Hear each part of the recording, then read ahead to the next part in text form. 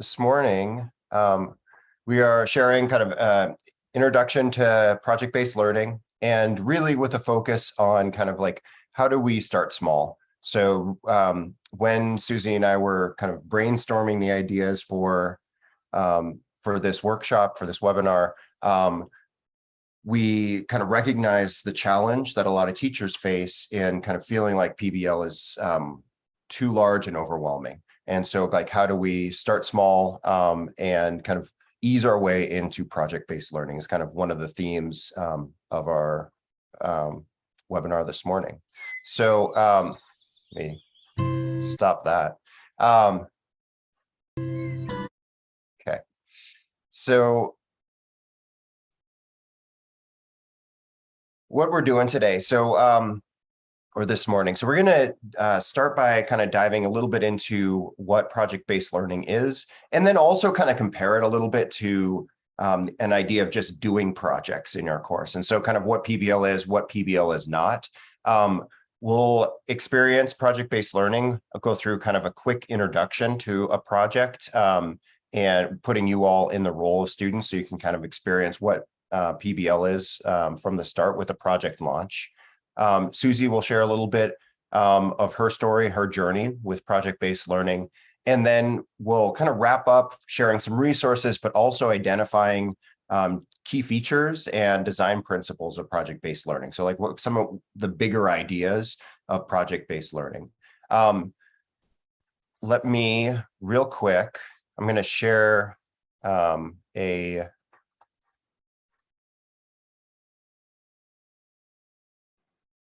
PDF of. Yeah, Kevin, I shared the link in the chat. Oh, fantastic, thank you. And then if anyone wants it, the PDF will be there momentarily.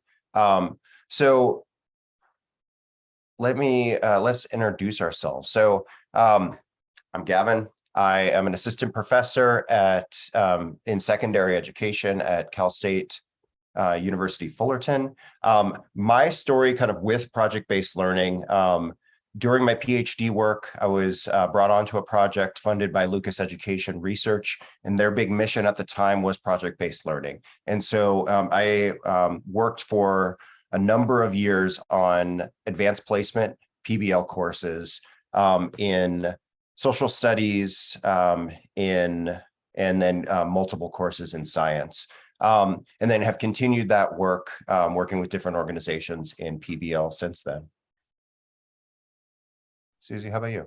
Yeah, hi, I'm Susie. Good to see you everyone this morning. I have been a math teacher in the Anaheim Union High School District for the last 20 years.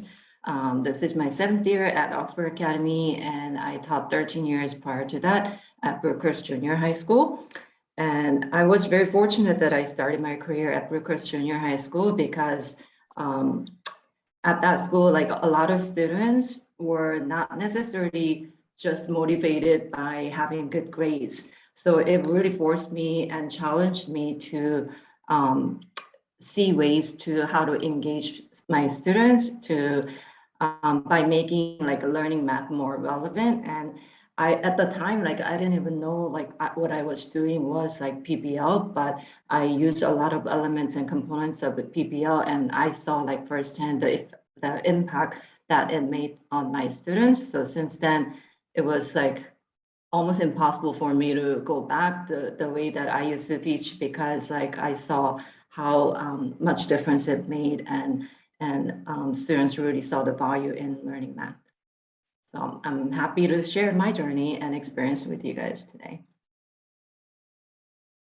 So we'd actually now like to know a little bit about all of you.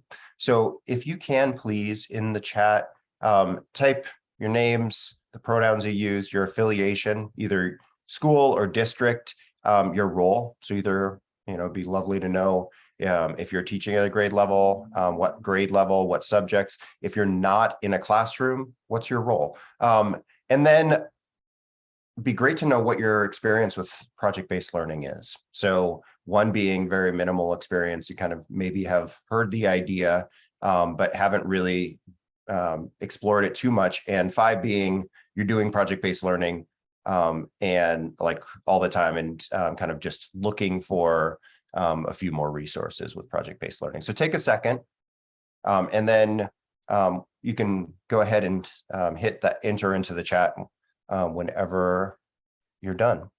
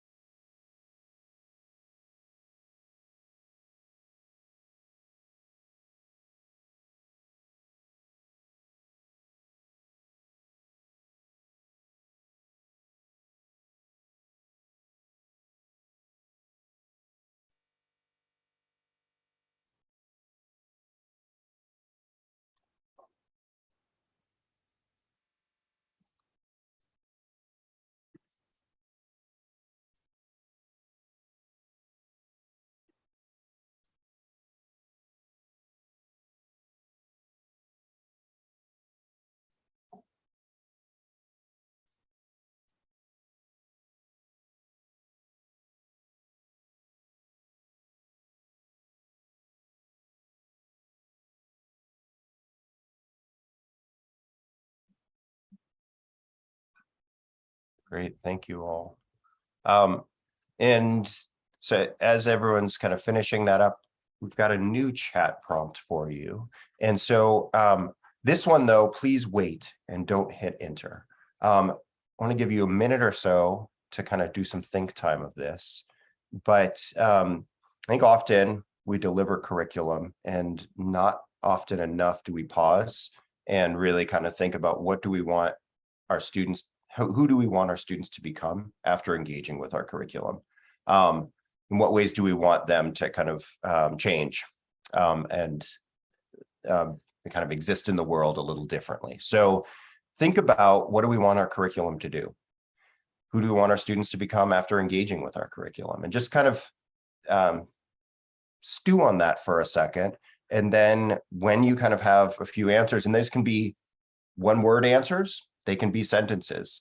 Please no paragraphs or longer. But and when you got those ideas, go ahead and type them in the chat. But please wait on hitting enter. So and then when I'll give you a prompt, and we can all hit enter, and we'll get that nice waterfall of ideas.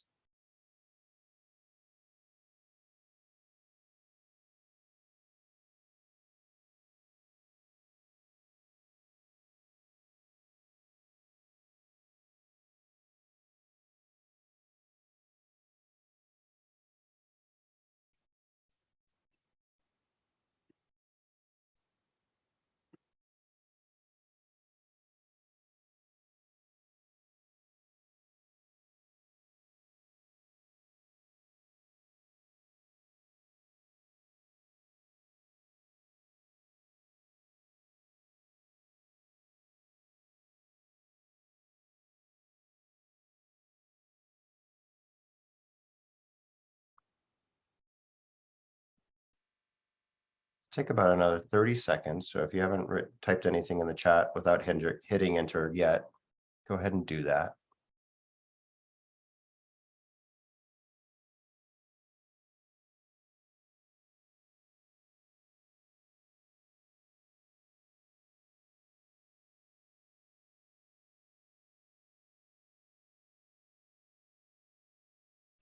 Okay, so now I'll let me count down from 5. When I get to 1, go ahead and hit enter, and we'll see all of our ideas. So 5, 4, 3, 2, 1, enter. Okay, let's take a second and just read over what others have put in.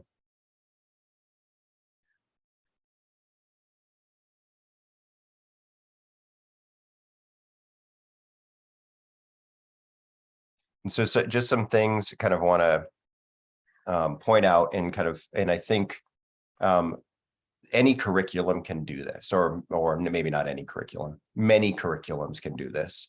But I think a lot of these ideas lend themselves particularly well to project-based learning. So some of the things I'm seeing is kind of enthusiastic learners, kind of wanting students to be active learners.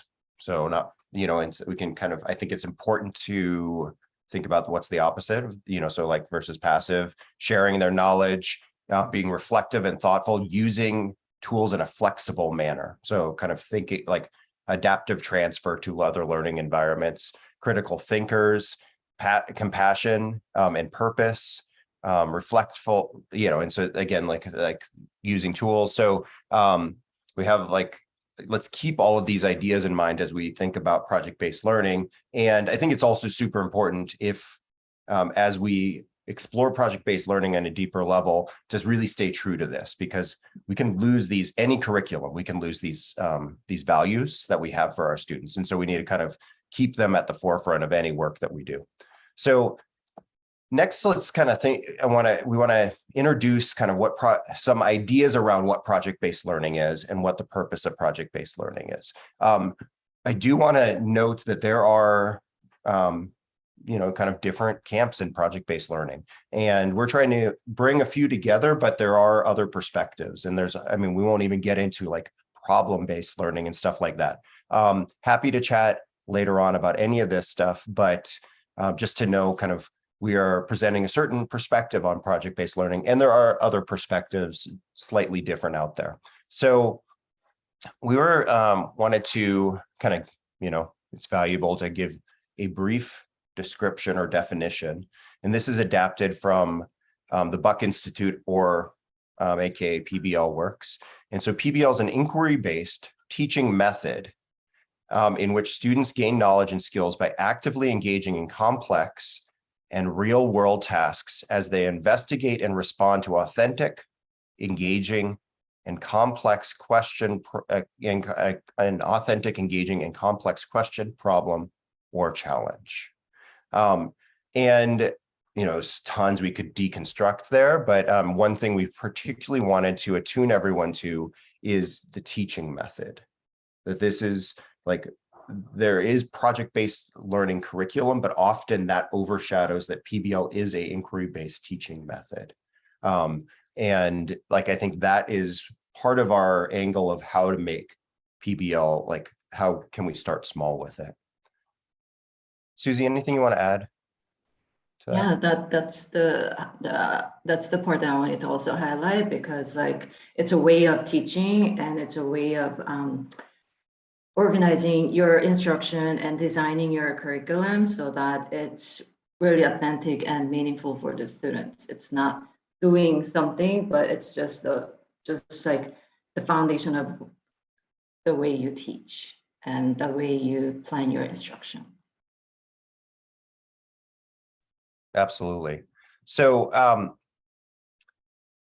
want to kind of provide a framework too, about for how we're thinking about like kind of it as a method, and kind of the way that as a teacher, our teaching method engages with the strategies we use and the way we enact curriculum. So I wanted to present the two images. The first is an image of kind of the timeline of teaching when you do projects. And typically that means we front load all of the content and what we view as the valuable information that students need to learn. That can be through lectures, practices, more lectures, textbook activities, labs, like different things, class discussions. And then at the very end, you've learned all this stuff, now do something with it, do a project. And we're contrasting that with the idea of project-based learning, in which everything is in the service of the project. So we introduced the kind of in the introductory task, kind of what is the question or the problem we're wrestling with. And then we might have a lecture, but it will always be in the service of, so now in order to solve this problem, you need to know, and then we give the lecture. Or that's really interesting. Now let's do a lab on that. Or, and so kind of everything structured within the framework of the project. So they're doing the project throughout. And another metaphor that I'm way into food metaphors in my life, and we won't analyze that, but is kind of the idea of project as the dessert versus project as the main course. And so really we are aiming in our definition of project-based learning as projects as the main course, so that we're kind of constantly doing them.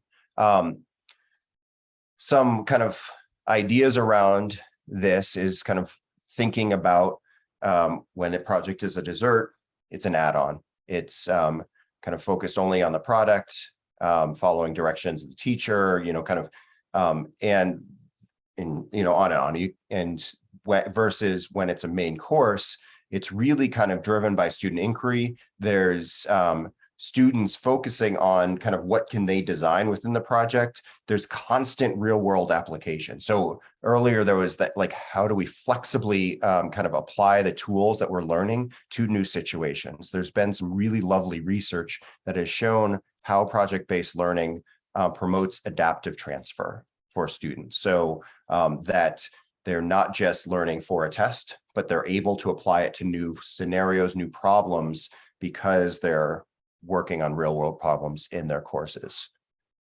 So now let's experience some project-based learning. So I want to give you some framework. So you are all students in an AP environmental science course. We're about midway through the school year. You've already experienced two projects. One is called Eco Footprint.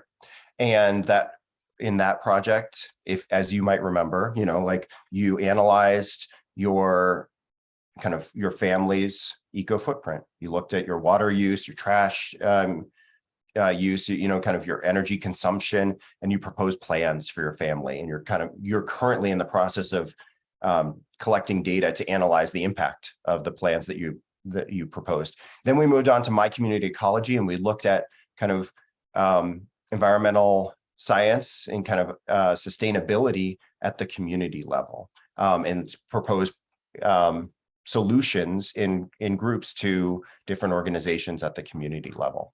And so now today we're entering into our food systems project. And so just to start, I wanted to have you look at these two apples, and either in the chat or feel free to kind of unmute. Can you share a little bit about what differences do you see between these two apples, the apple on the left, the apple on the right? I'm not going to tell you anything about the apples just yet, but what do you notice? What differences do you see between the two apples?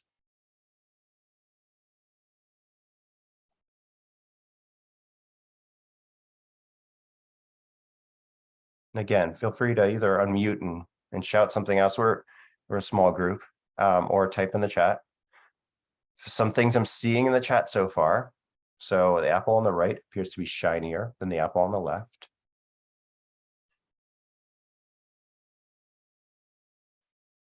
So there's dents in the one on the right. Okay. Anything else?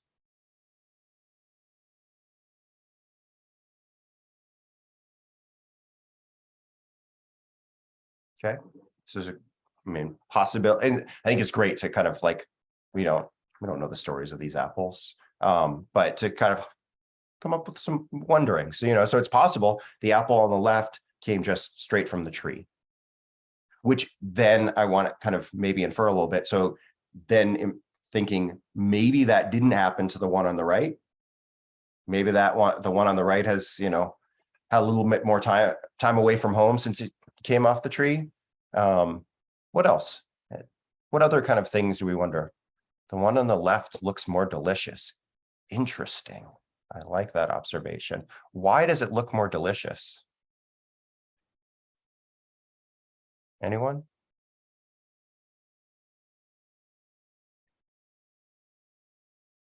More natural looking. Okay. So not so waxy. Okay. So what do you think is there anything we can infer based on kind of what we're starting to observe about these two apples, about kind of what's their story? What do we think? If I was going to, or maybe another question, if I was going to tell you one of these apples is more sustainably raised than the other, which would you guess? Do you think it's the one on the right or the one on the left?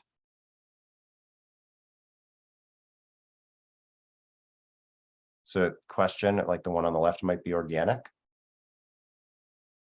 Any other thoughts? More the one on the left. So what do we mean? Like, so let's unpack that though. I mean, I threw the term out, but like, let's unpack that together. Like, so if something's organic or sustainably raised, what do we mean by that? Or more sustainable? Let's use that term. So if one apple is more sustainable than the other, in what ways is it more sustainable?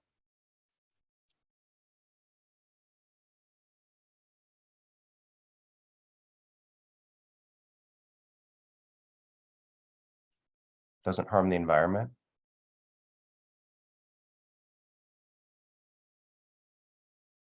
Let me throw something else out there too. I mean, like just from the comments in the chat so far. So if the one on the left, yeah, so like Katie just put in, like, so how far has it traveled?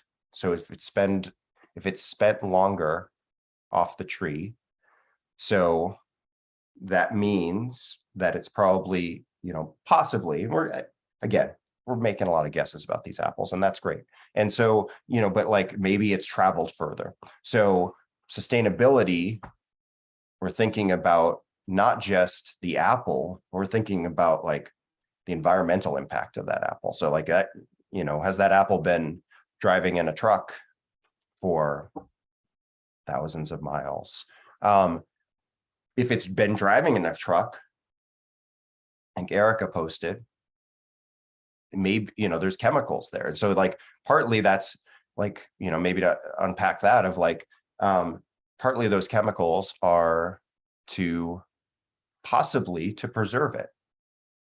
And possibly, like, I love that question of like, is the apple in season? So like, again, like maybe expanding what would naturally be a season for the apples, or if it's not in season locally, then how are we getting that apple to us? Why else might it be more shiny? Let's think about that a little bit. The one on the right. Why would, so maybe there's preservatives and kind of things to keep it healthy for that long car ride. What else?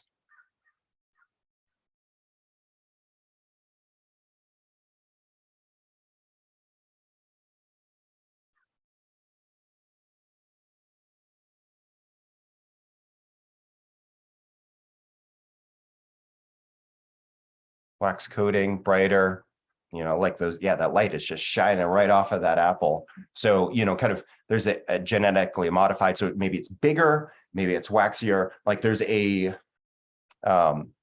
concept of beauty that we're having with this apple of like, so someone decided that in terms of like mass consumption, that apple on the right is going to be bigger, it's going to be shinier, that's what people want.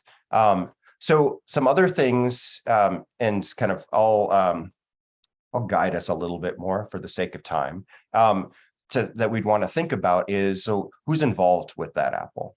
So like how many people are involved? So if that apple is traveling from Eastern Washington, then, kind of you can start to think about who is all involved in that.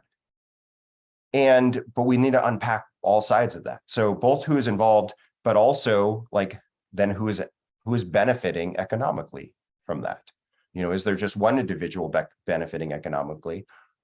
If that apple's selling for about the same amount though, then how is that money being spread out? Who's receiving that money? So then we kind of need to think about that level of sustainability. And so like,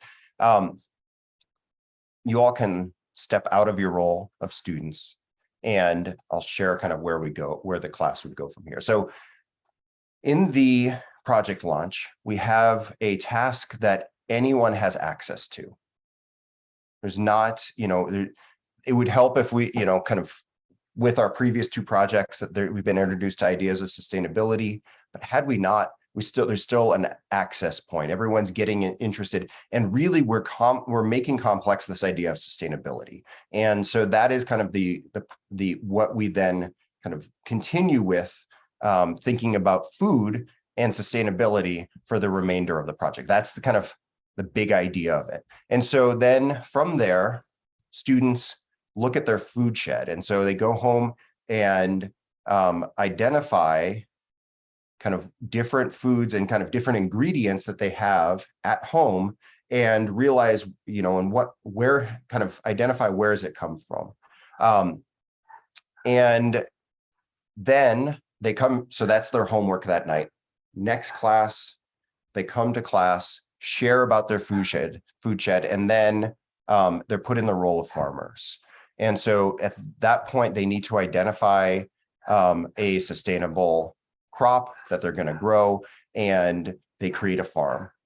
That farm then iterates throughout the project, where they then get new problems to think about. So they design their farm, then they are given who they're selling to.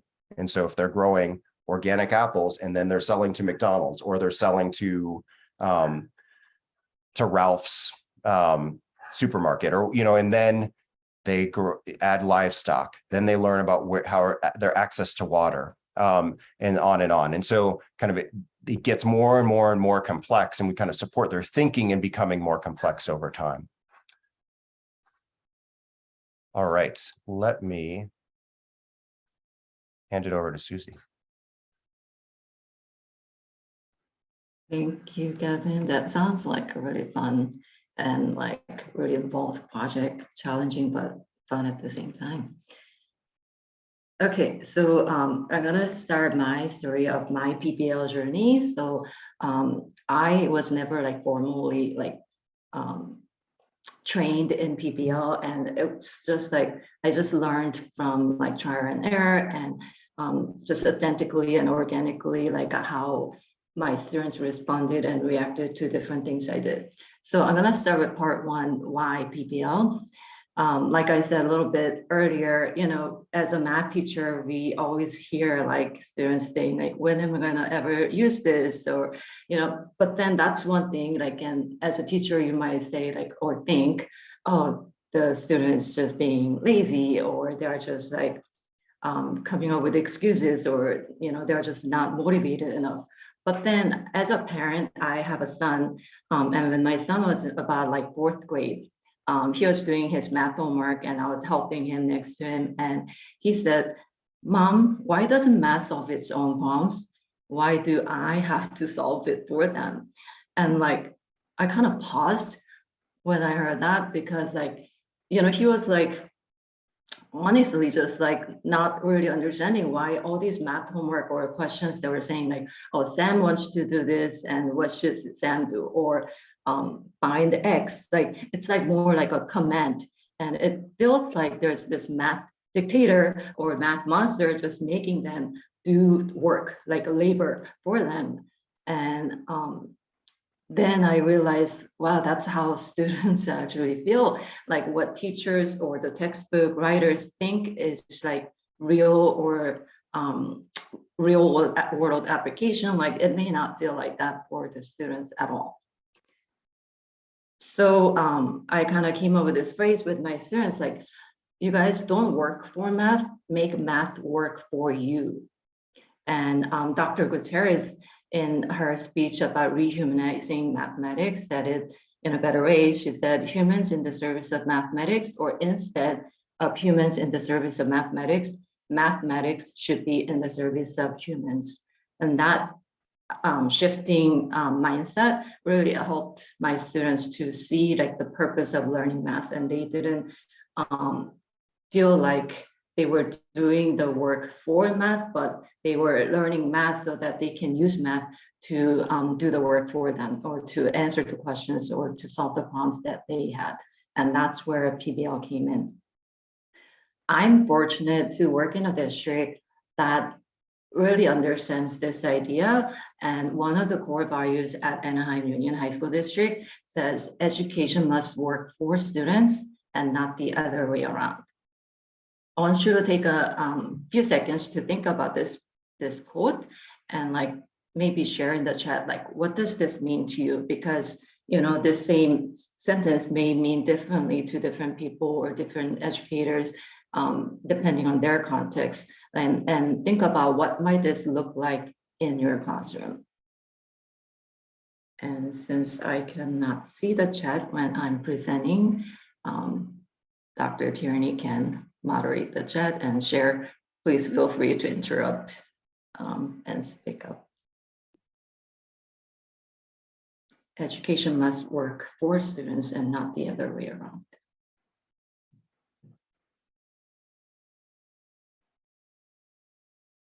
Okay, I can click the chat now. It needs to be meaningful for the students. Thank you, Erica.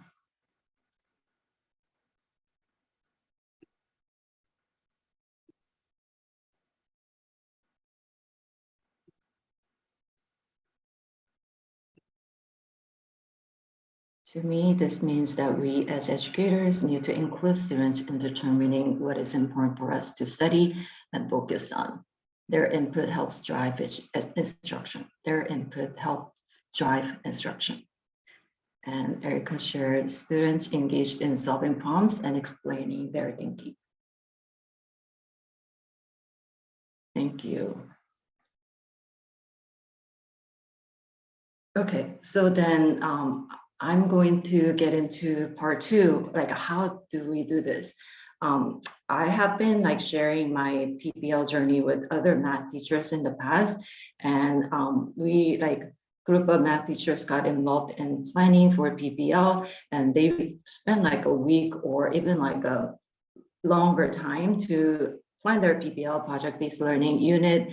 And then the school started, and when I checked back on them, like not many of them actually implemented or actually carried it out. And I was thinking like, why is that the case? That because they were invested and they were motivated to try this, but then if you look at this image, the importance of small steps, like a lot of times like PBL, project-based learning, feels like really overwhelming. And it's really hard to take that first step because that's just feels like so far to reach compared to what we are used to doing. So I wanted to today really emphasize the importance of taking small steps. And I broke it down to these 4 ideas, and they don't necessarily have to come in these like order or anything. You can just pick any part of these 4 and try something. But I think it's super important for us to try it like as soon as possible, because I don't know if you guys have heard, but like the research or statistics show that when teachers attend or participate in a professional development, and they get some ideas or strategies, but if they don't implement it within the next week, the chance of them ever implementing it goes like significantly low. So I hope from what I shared today, like it will spark some ideas, even though my experience is limited to the math classroom. I believe you guys are the experts in what you do with your own students, and hopefully find ways to make that connection and tweak it, or just spark some ideas from what I'm sharing today. So first is to build a classroom culture and attend to student identity. And I just want you to feel free to share your ideas or reactions for what I'm sharing in the chat. And your insights and ideas are really valuable because I don't really get to hear what other people think about these, and maybe like about how they may apply in different settings outside the math classroom. So I'm really curious and interested in hearing your reactions and your ideas as I'm presenting. So here's one activity that I did at the beginning of school year last year with my 8th graders. And I asked, my students are sitting in groups, and I asked them to come up with as many mathematician names that you can in your table groups. And I gave them maybe like 3 or 4 minutes to kind of brainstorm and come up with the names of mathematicians. And you can think to yourself right now how many mathematicians you can think of that you can name. And guess how many was the most that any group came up with? Can you take a guess? Can you share in the chat? 2 to 3, 3, 10, 1. Yeah, most table groups actually only had 1, and the most was like the highest number was 3, and they were Albert Einstein, Pythagoras, and I think Archimedes. So it was really, that's what I kind of expected. Like if you ask any student, like, can you name like athletes or magicians, they can name so many. But when you ask them to name like mathematicians, they don't really know many. And that's how dehumanizing like math instruction has been. Like these math, formulas or ideas are developed by human beings, but then we really don't know much about them. So what I did was I introduced them to different mathematicians with different backgrounds, and I shared their stories, which are really fascinating because growing up as a student, I was really fascinated in reading about these mathematicians and their biographies because they're really like interesting people, and a lot of times they overcome a lot of barriers and obstacles in their lives, and they have this pure love for mathematics, and they describe math as like such something so beautiful. But how often do our students experience that? So I, share some videos of these mathematicians or their stories or quotes of these mathematicians with my students. Then it led into this like mini research project I called my mathematician research project, and I had students start sharing their own math story, what their math journey has been, and do you have any math hero? Who do you consider as a mathematician in your own life? Then went into part B, my math heritage. So I wanted them to have some kind of role model from their own background, their own cultural background, or anybody that they could really make connection to, personal connection to. And also it allowed students the opportunity to talk to their parents about their backgrounds and how they use math in their life. So one student here said they learned that her father in Mexico built his own house and used math in doing so. Another student found this mathematician from Vietnam, and he was able to really find that connection with her and inspired by doing that. And also like learned about the different characteristics that these mathematicians demonstrated. And this really helped kind of set the foundation for my students to make that connection to math and mathematicians. And they started seeing themselves as like more empowered, and they kind of felt a sense of pride from their own culture and make that connection. Like these different mathematicians, they had like different backgrounds. Some were like ex NFL football player, or they were like artists and at the same time mathematicians. So they were able to see like, kind of go outside that stereotype. And this year with my statistics classes, with mostly 12th graders, I kind of did a similar thing, but this time I asked them to draw a statistician because we're learning about statistics, and I wanted to kind of examine their idea of what statisticians look like. So they were given like 3 quick minutes to sketch the drawing really quick. And I want you to kind of imagine yourself to draw like what image do you think of when you think of a statistician? And surprisingly, my students came up with very, very similar looking people portrayed in their drawing. So they were either white male with very little hair for some reason, or Asian male. And they kind of look all kind of boring and with glasses. And it was really interesting because like my class was like about 90% minority students, and at least half of them being female.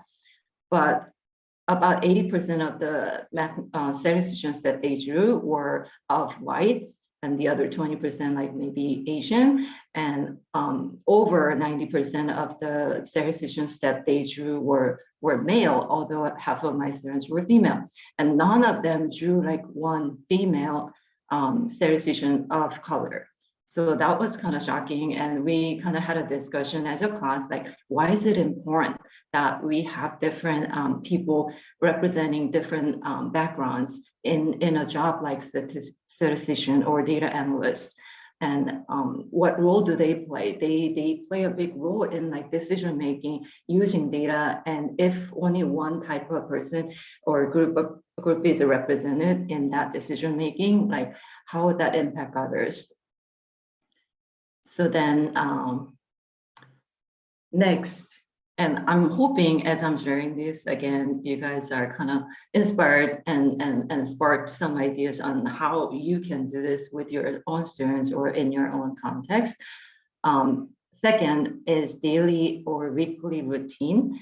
And this is like, I call it like problem day or math talk or stats talk. And it's something that helps students to kind of build the skills and have that norm of being okay with sharing ideas and taking risks. So this is the math talk example. So I will choose some prompts where it will have like multiple entry points so they can solve it using like different approaches and something that's kind of relevant to students or something that's interesting to students. And what's powerful about math talk is I give them the time. There's this certain structure of implementing math talk strategy. So I give them like 1 or 2 minute think time once I pose the question to them.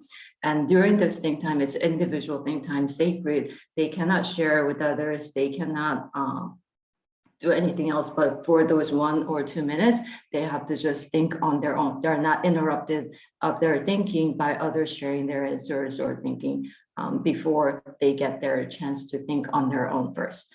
And then I give them like 30 seconds to a minute for them to share in their small groups about the different ideas or strategies that they used. And it's perfectly okay if they didn't finish solving the problem, but it's like, what were you thinking? What kind of approach did you take? And then after they had the chance to share in small groups, are open it to the whole group and they're share with the whole group. And as a teacher, my role is to kind of stay neutral because I want the authority of mathematical thinking to come from the students instead of me telling them, oh, that's correct. Yes, that's right. Like I want students to take that role and have that authority to decide for themselves. So I just transcribe what they said and I give credit. Okay, Johnny said this. Okay, this approach, what do you think about this? Do you agree or disagree? How do you want to change? And, you know, I can either call on students randomly or ask for volunteers. And if I call on a student randomly and if they don't have the answer, they still have the time to think on their own. So you're thinking about something, what did you think about? What did you think about trying? And then from there, we can kind of work as a team, as a class to, okay, what do you think we can do after this step? Or how can we revise this thinking and compare different ways of thinking and different perspectives and different approaches. And by doing that, students feel empowered and they feel like they are heard and they understand that there's not only one way of solving the problem and different perspectives are really valued and diverse ideas. And it's really kind of fascinating for students to realize that other people, their friends, were thinking like a different way that they never would have thought about. And as a teacher, a lot of times I'm like fascinated by what they share and how they think and the creative ways of them solving problems too. Similar to that, with my stats students, I try something called Graph of the Day or Data Talk. And here I will share some relevant data and graphs with the students. And I ask them, like, what do you notice and what do you wonder? And there's no one correct answer with this question. It's very open-ended. And also I ask them to think about what is this graph telling you and not telling you. So these are the little things that I do routinely with my students and really helps them to be prepared to be independent thinkers and critical thinkers and to appreciate diverse ideas and perspectives in a way that's with a topic or data that's relevant to them, that's interesting to them. Next is, okay, I need to speed up. Okay, next is like modeling tasks and problem-based learning. So this is like more like a 1 or 2 day lesson that mimics or that has the components of like a PBL unit, but in a manageable way. So it's not like something that takes like 2 months, but it would take like one class period or maybe two. So these are some examples. So students have like different ways of like applying what they learned in their own lives, and they come up with their scenario, or they find an area that they're curious about in their own life, and apply what they learned in class to solve that problem. On the right, you see like I kind of built from the problem of the day, where we were learning about the volumes of cylinder, like cone and sphere. And I had them kind of try, like when you have a piece of copy paper, would making a cylinder like the short way or the long way have a bigger volume? And they were like really engaged, and then they tried different ways to solve that. And then we extended it to like the different types of sinkholes in the world, and share some pictures. And I asked them, like, have you seen a sinkhole? There was like one in Fullerton a couple years back, and like students were sharing like, oh, when I visited Sri Lanka, like I saw this sinkhole and I was so close to it. And then we talked about like, what shape are these sinkholes? And then we watched some videos that shows like more detailed pictures, images of the sinkhole, and we like came up with the idea. It's not a perfect cylinder, it's not a perfect cone. It's more like half of an egg shape or like a saucer shape. And we talked about what kind of formula can we use that to find the volume of that, to find out how much soil is needed to fill that up. And they were able to come up with like their own formula, combining the different formulas they were exposed to, such as like cylinder, cone, and sphere. And it was like a 1 day kind of thing, but it led to like really rich exploration with the students. With my stats students, I did like this, like a mini task where students decided or picked a topic that they were personally passionate about, and then they researched the data about that topic, and they came up with like creative ways to visualize that data, so that instead of just using technology, they were asked to like really be creative, so that it's more authentic for the audience, and it's more interesting to look at. And they came up like with these like different, like really cool, creative looking graphs and infographics. And this is the part of my classroom where new students come in. They always, are glued to this wall, and they are so interested in looking at the different graphs. And you can imagine if these were just done with like Excel or a spreadsheet, like, it would be not as authentic or interesting for students to look at.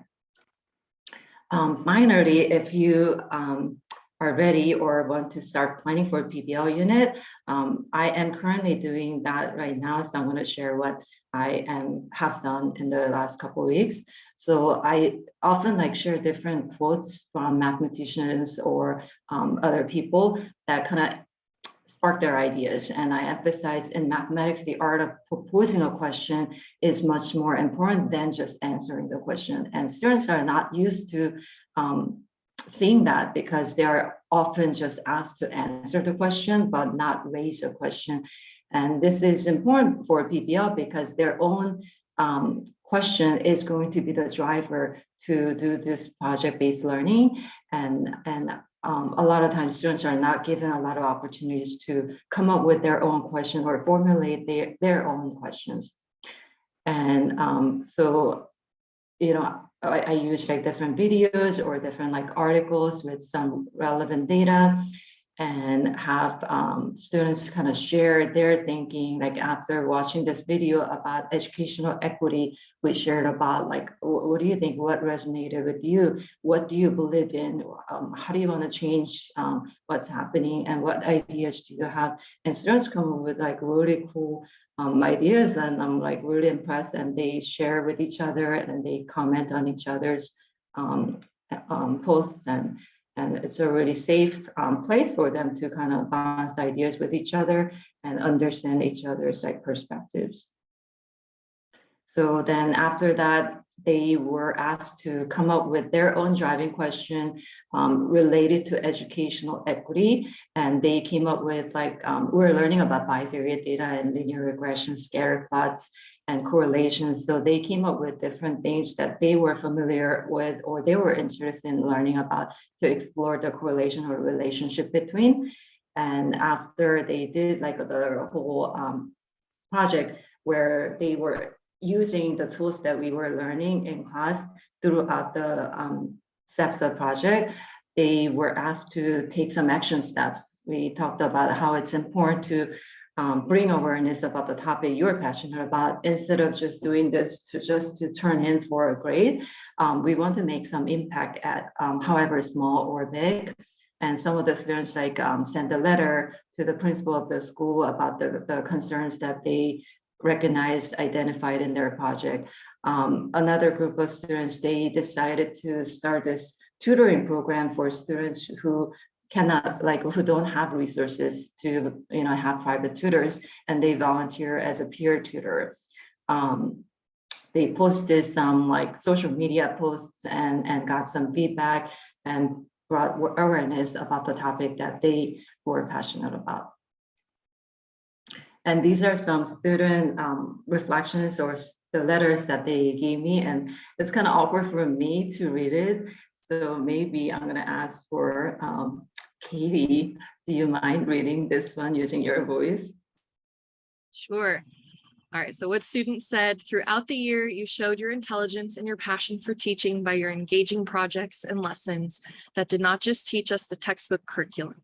You took your time to connect lessons to real life applications, and you never treated us like just students.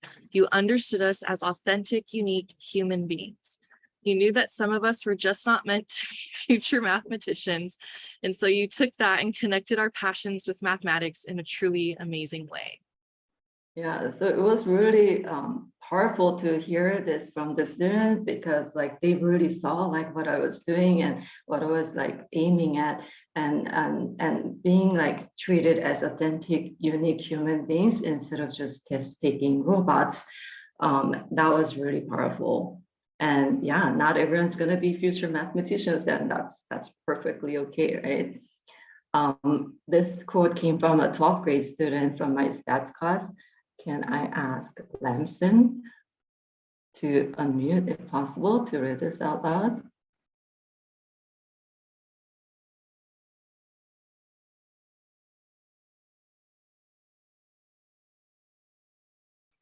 Or how about Erica? Are you able to unmute yourself? Sure. Not only have you made math fun and enjoyable, you introduced me to a way to use math to make a stand and a point. You gave me a new way to use math, one that isn't calculative and is instead analytical, and gave me every chance to use my voice and my passions in your class. It's rare that teachers give you every opportunity to make your work truly yours, and that has been my favorite part of the year. Yeah, so this was like so powerful because this came from a student who was like suffering from mental health issues, and he was like actually in the hospital where he was not allowed to use internet for more than 1 hour a day, and he used that 1 hour that he was given to keep up with the work for the class by accessing the learning management system online and emailing me and communicating with me. And then when he came back on campus after 2 weeks of being, hospitalized, like he gave me this like the project that he has been working on, and that was like so powerful that it was meaningful for him to do this work because he felt like he wanted to do this, and that he told me like this is the only class that he actually did the work for the 2 weeks that he was away from school. So next is ThinkShare. What ideas, strategies, or resources do you have for your own students? And or you can share what small steps can you take to start your PBL journey? What is that small step that you might want to take next week when you go back to work or school? So if you can take a minute to share that, and I'm going to turn it over to Gavin at this time. Let me stop sharing.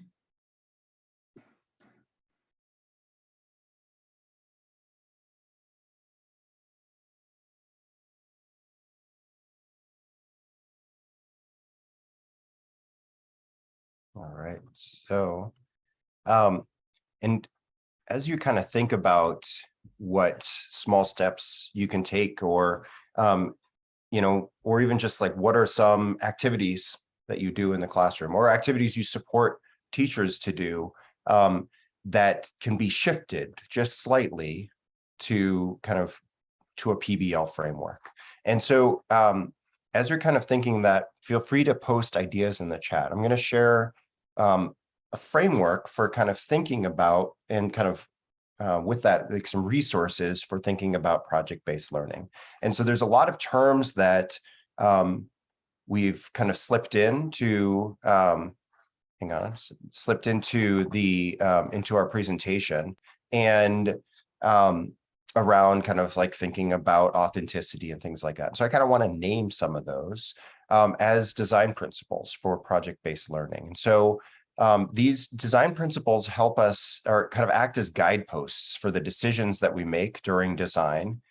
And that can be even just if we're shifting one small activity to frame it as a project, kind of how do we think about how to make those changes?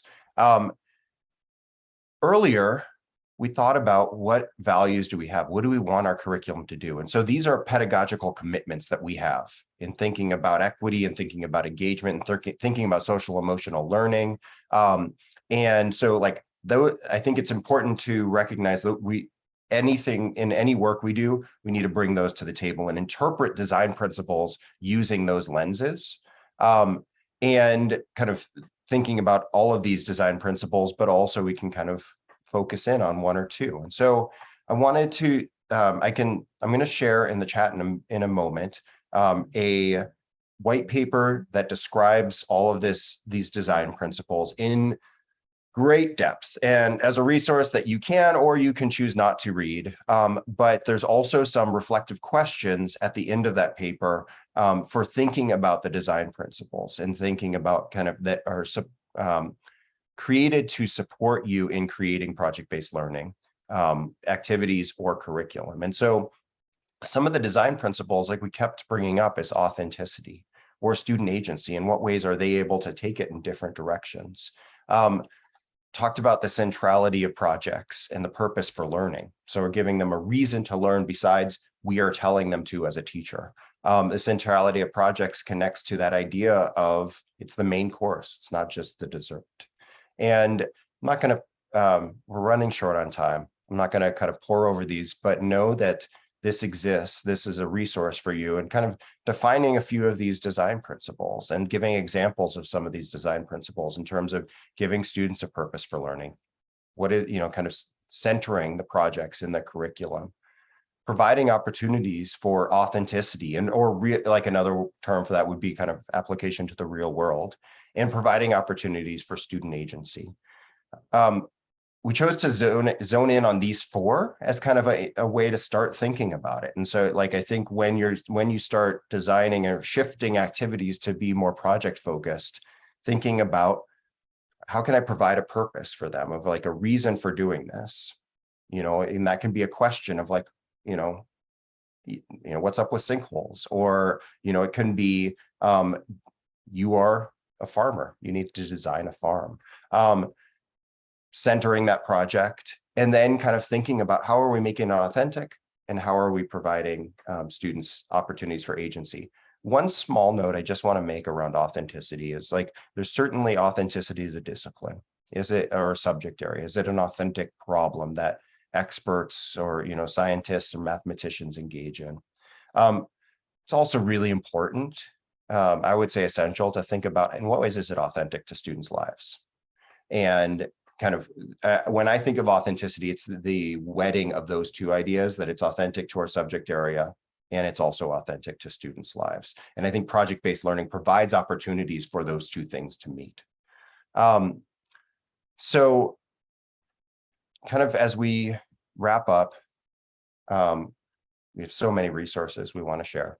So this is just a few of them. It links to really good work, publications, organizations. There's some stuff, really good stuff around if you're working with anyone, and you need to support why project-based learning is valuable. I just want, like the Lucas Education Research, they've done a lot of recent research that demonstrates how rigorous project-based learning supports students. The students in project-based learning courses are doing better on valued tests and standardized tests, AP tests, things like that, than students in not project-based learning courses. So like, if there's ever kind of that resistance, there's research to support. You can say, here is research supporting this work. And then a lot of other just really good resources, videos, articles, so on and so forth. Finally, would love for you to take a survey based on the webinar today. Give us some feedback. We have QR code. We have the tiny URL. I'm going to stop sharing and I'll share that paper, but also I can share the tiny URL in the chat. You can just